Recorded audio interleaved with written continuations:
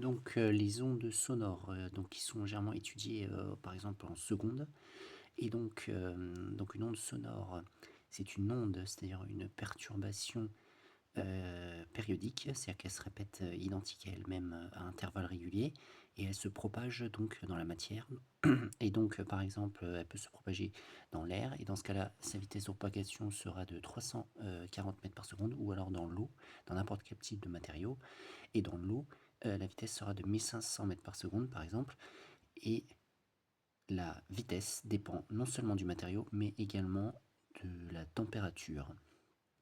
Donc plus la température est élevée, normalement plus la vitesse est élevée également.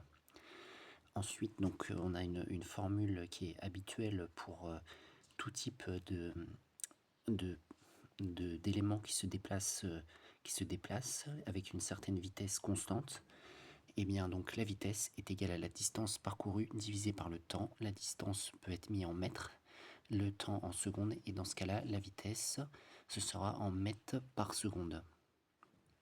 Donc, par exemple, une certaine question ici, quand on a un orage, on voit donc l'éclair, et on entend après un petit moment le tonnerre.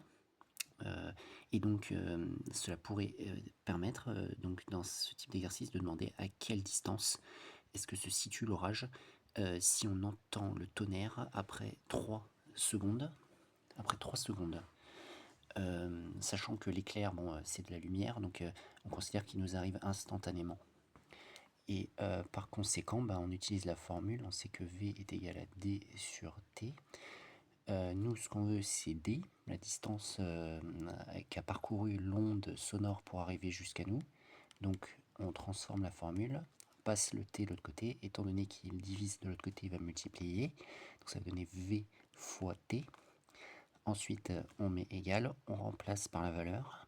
La valeur, c'est la vitesse du son qui s'est propagé. Étant donné qu'on est dans l'air, bah, ça va être la vitesse du son dans l'air. Donc, on considère que c'est 340 mètres par seconde. Ensuite, on multiplie par le temps qu'a mis l'onde sonore pour parcourir cette distance. C'est-à-dire, on nous a précisé que c'était 3 secondes. Donc, 3 égale. Et on va calculer combien ça va nous faire.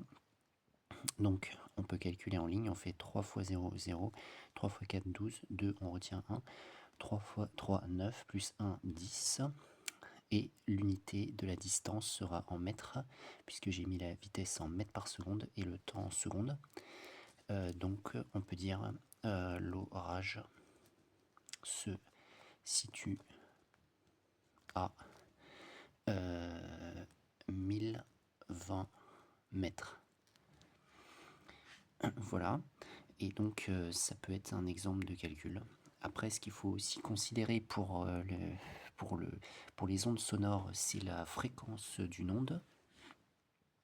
Donc la fréquence, c'est comme tout phénomène périodique, c'est-à-dire qui se répète à intervalles réguliers. Et donc une onde également, elle se répète à intervalles réguliers, puisque en fait on a une perturbation qui se répète de manière identique à intervalles de temps réguliers. Et donc c'est la fréquence, c'est le nombre de répétitions qu'il y a par seconde. Dans ce cas-là, elle s'exprime en hertz ou alors par unité de temps, mais la plupart du temps, cette unité est par seconde. On indique combien de répétitions on a par seconde, et dans ce cas-là, la fréquence est en hertz. Par exemple, 20 hertz, ça veut dire 20 répétitions par seconde. Et donc d'un point de vue du son, le son, il est audible par l'oreille humaine lorsque sa fréquence est entre 20 Hz et 20 000 Hz. Ça, c'est à savoir. Après, quand on est au-dessus de 20 000 Hz, c'est les ultrasons qui ne sont pas audibles normalement par l'oreille humaine. Et en dessous de 20 Hz, c'est les infrasons qui sont également pas audibles par l'oreille humaine, mais qui peuvent être audibles par certains animaux, par exemple. Et donc il y a la formule de la fréquence ici qui permet de la relier à la période. Donc la période, qu'est-ce que c'est? Eh bien la période, c'est le temps que met une répétition pour se produire, c'est-à-dire la plus petite répétition qu'il y a lieu dans ce phénomène répétitif périodique, c'est le temps que met le plus petit temps possible au bout duquel le phénomène se répète identique à l'humaine. Donc du coup, c'est exprimé par exemple en secondes, et dans ce cas-là, la fréquence sera en hertz, et donc f, la fréquence, est égale à 1 sur la période. Et donc ensuite, il y a aussi quelque chose qui est important à se rappeler, c'est que donc plus la fréquence du son elle augmente, plus le son va être aigu. Ça c'est important de se rappeler ça, ça peut être utile. Et là j'ai fait donc un exemple, on a mesuré le son donc sur un graphique. On a le son qui est représenté en fonction du temps. On a donc les vibrations sonores qui sont représentées en fonction du temps et on voit qu'il y a bien répétition. Et donc là, la consigne, ça peut être déjà de déterminer T, la période. Donc la période, c'est le temps que met une répétition à se produire. Donc on voit qu'ici, ce qui se répète, c'est cette partie de courbe. Et après, hop, elle se répète. Après, hop, elle se répète. Là, on aurait la présence de 4 périodes. On va s'arrêter à 3 périodes parce que bon, c'est plus précis de mesurer plusieurs périodes. Ça augmente la précision. Donc 3 périodes vont durer combien de temps? Ça va durer 0,06 secondes. 3 périodes vont durer 0,06 secondes. Ça veut dire qu'on peut écrire que 3 fois grand T, 3 périodes, va être égal à 0,06 secondes. Et donc il faut prendre l'habitude de mesurer plusieurs périodes quand on fait une mesure de période. Bon, si on n'a pas le choix, on n'en mesure qu'une, hein, bien sûr.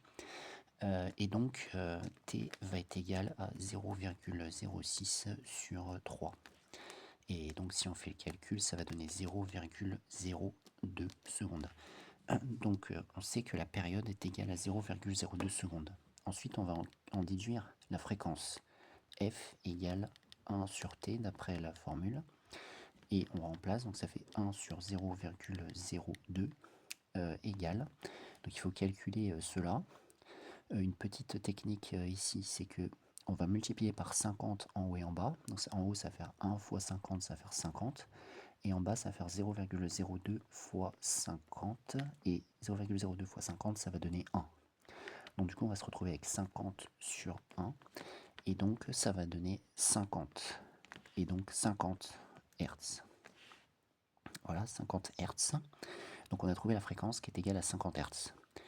Et la question également ici, c'est il faut dire si le son émis est audible par l'homme. Eh bien, la réponse ce sera oui. Parce que 50 Hz est plus grand que 20 Hz et plus petit que 20 000 Hz. Donc, le son est audible par l'homme.